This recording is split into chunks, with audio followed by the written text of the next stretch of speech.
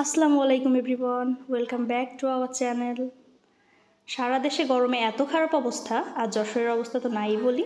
আমরা যশোরের অধিবাসী, এত গরম চিন্তা করলাম ছাদে গিয়ে ডিম ভাজা যাক। সব কিছু নিয়ে চলে আসলাম, প্যান বসিয়ে তেল দিয়ে নিলাম। তেলটা কিছুক্ষণ রাখতেই গরম হয়ে গেছিল।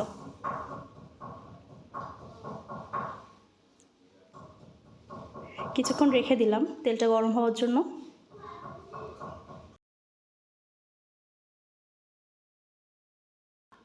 ইন্টারেস্টিং বিষয় হলো, ছাদে আসার পর আমাদের ফোনটাও হ্যাং হয়ে গেছিল, এত গরম ছিল। তেল গরম হয়ে যাওয়ার পর ডিমটা দিয়ে দিলাম।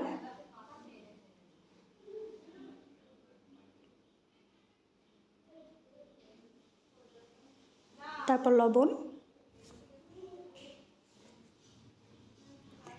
আমরা সবাই অনেক এক্সাইটেড ছিলাম আসলে ডিমটা ভাজা হবে নাকি। এর ভিতরে আমার ছোটো বোন গরমে সকাল থেকে 3বার গোসল করে ফেলছে। ছাদ এতটা গরম হয়েছে যে আমরা ছাদের উপরে দাঁড়াতে পারছি না।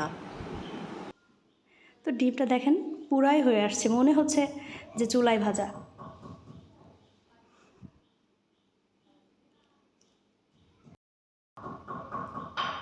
ডিমটা প্রায় হয়ে গেছে।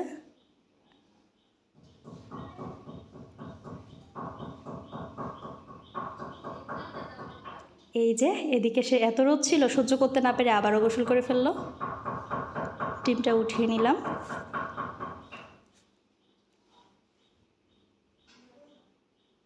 তো ফাইনালি আমাদের ডিম ভাজা কমপ্লিট। ঠিকঠাকই ছিল সব কিছু।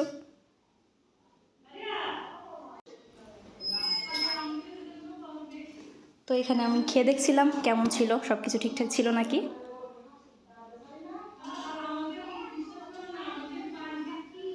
এই তো সব কিছু ঠিকঠাক, পারফেক্ট।